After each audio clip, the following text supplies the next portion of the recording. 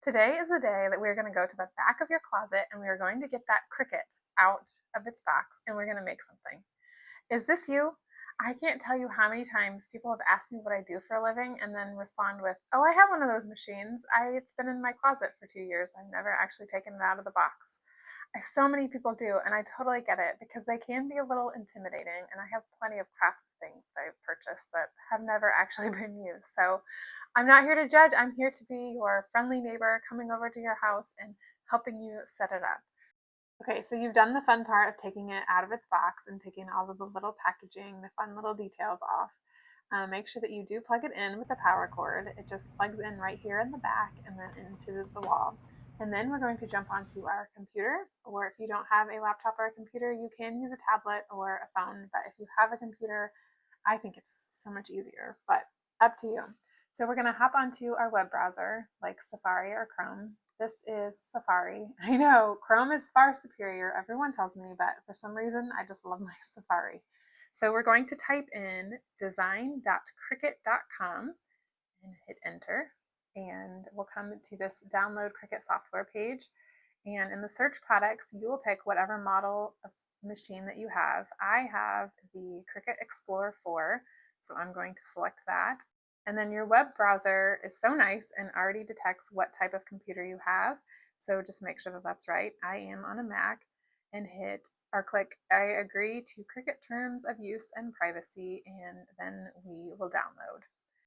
Okay, so now that we have Design Space installed, let's open her up. So it first takes you to this home page, which has a lot of different projects that you can subscribe to their monthly membership, or I think you can maybe buy one of a kind. But today we're going to make something free and easy. So let's go to, well, there's several different ways. You can hit new project, you can hit blank canvas here, or you can click canvas up here to just get to your blank canvas. And that's what this is here. And today let's make something super simple like a bookmark. So let's go to shapes over here on the left, and let's select this. This is a nice shape here. And then let's also select a square, and we'll close that panel. And so a standard bookmark is 2 inches by 6 inches. So we will click 2 inches here to make it that way, and I want this rounded part to be at the top. So I'm going to hover over this handle until my arrow turns into this like curved arrow, and I'm going to hold down the shift key and rotate it so that the curve is at the top. And I'm going to make sure that this shape is 2 inches, and it is as well. And so I'm going to put it down here. It should kind of lock to it. And then we will drag it down just a little and then select both, and it looks like it's 6.5, so let's make it a little bit smaller. Select both, and right here it says it's 5.9, which that is close enough for me. So one other thing too to show you these shapes, if you wanted to change, let's say you wanted to change this shape to 2 by 6, if you typed in 6 here, it would change the width. So to have your own specific custom dimensions, you'll just click this lock key here, and then you can type in whatever you want. And if you want the shape to stay like a heart, you want it to stay like it's nice heart shape, you don't want to stretch it out, then this lock tool here is very nice. So we are good with this shape. It's 5.9, so that is good. So we're gonna go, I hate this thing here. I took me forever. I didn't realize there's an X there. You can close that thing out. So once they are both selected, so you can select them both here, or you can even go in here and hold the shift key down to select both. And then we're going to go to combine and go to unite, and now it's one solid piece. And so now if you have cardstock, get that out. If you don't have any, the machine usually comes with some samples, so maybe use those samples, or maybe pause this and just run to the store, or you can use, I mean, really, you can even use your kids' like construction paper if you want. But I am gonna get, I'm gonna just pick some colors that I want to use. I'm gonna use red and hot pink, and then I have some scrap white. I always recommend saving your scraps, even the teeny tiny ones, because sometimes you need just like a small portion and you don't want to use like an entire sheet. I have a whole bin of just scraps, and I use it all the time. So, but these are the colors that I'm going to use. And so my main bookmark, I'm going to make it, let's see, I'm going to do it the red color. So I'm going to select a red in here. And if you want it to be more exact, you can click this advanced feature, and then there's all of these different colors. And you can even add in your color number there if you are advanced like that. And so let's put a hole in the top of our bookmark so that we can put a little tassel. So we'll go back to the shapes and we'll pick a circle. And that is way too big. So we will scale it down. I think 0.25. It's probably a good size. And then we will put it here, and we want it to be aligned, which we should have done that with these two pieces too, but this one locked in. But to align them, there's this tool up here, align, and hit center horizontally, just so that you know that the hole is like right in the middle of the bookmark. And then we're going to go back down here to combine, and we're going to select subtract, and now that hole will cut out of your bookmark. And let's add some little pieces that we can glue on top of this. So let's go back to our shapes, and let's do maybe a heart. And and then I'm going to change it to my hot pink color. So I'm going to do a more custom because none of those are really hot pink. And that one's good. And so we'll size it so that it will fit on the bookmark like that.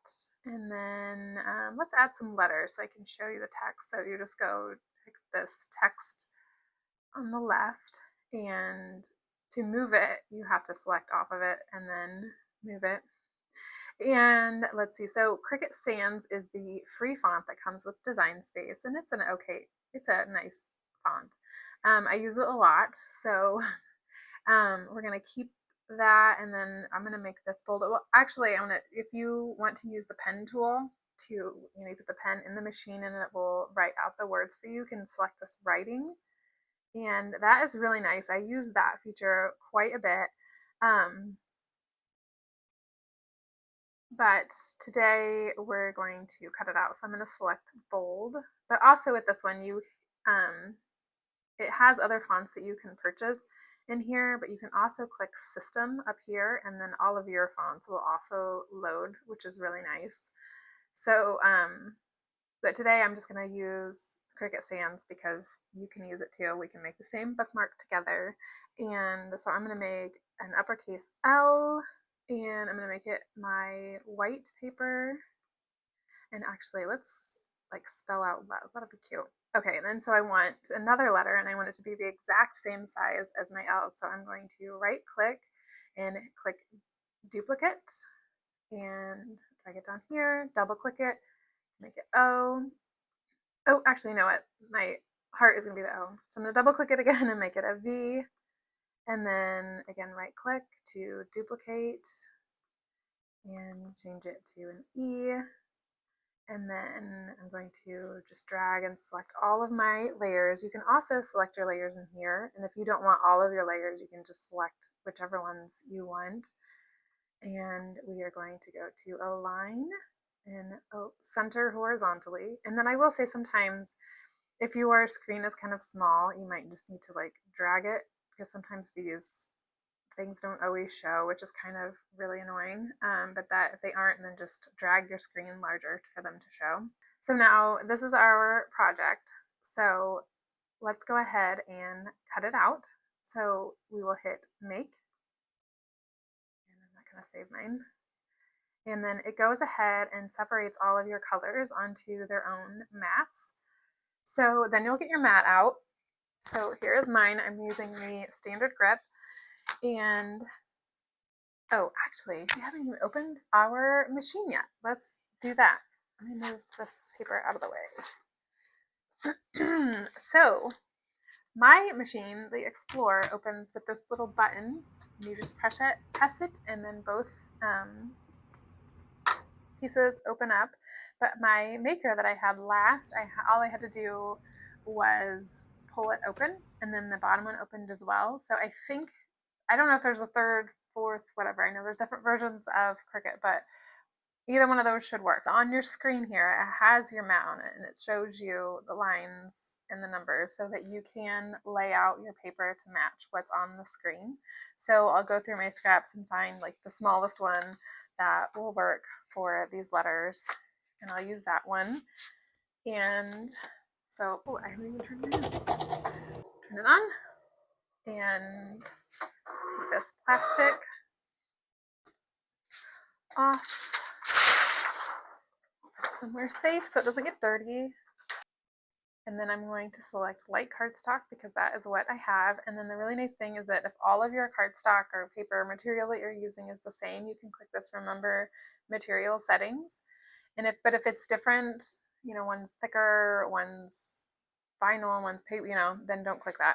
Okay, so I'm going to put my scrap piece of white paper right here in the corner where I have it set up in my software. And then to load our mat, we need to make sure that it is under these two guides here. I don't know if I can get a zoom in on that. On those two guides, and then push it all the way in. And I even hold it, and you don't have to push it, but just make sure that it's right up against that. And then this flashing loading light right here, we're gonna just push that so that it takes the mat, and then it's going to measure the mat to make sure everything is ready for it to cut. And then when it is ready, this go button will flash, and then we will click it and it will cut it out.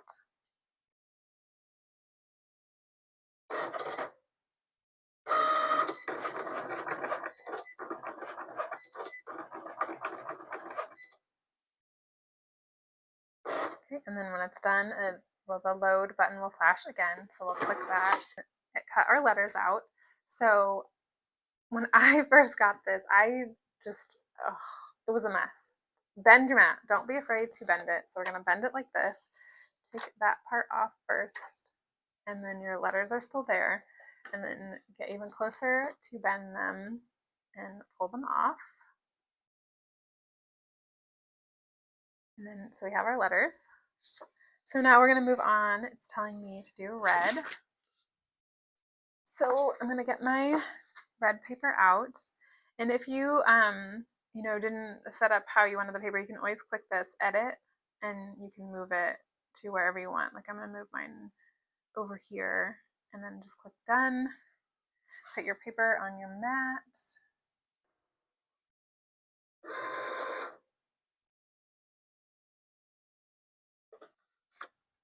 There's our bookmark. Okay, and actually I have a ton of scrap hearts. So I'm going to, not hearts, but of this. I'm going to use this. I'm not wasting an entire sheet. Okay, so here are our pieces, and we will just glue them together. This is the glue that I always use, this Tombow Mono Liquid Glue, and you can find this at Michael's or on Amazon.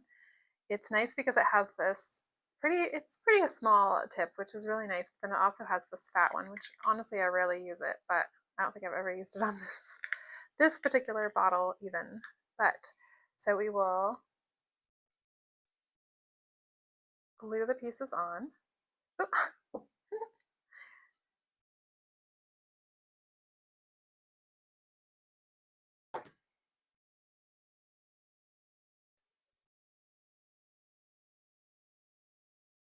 And our heart, or our O.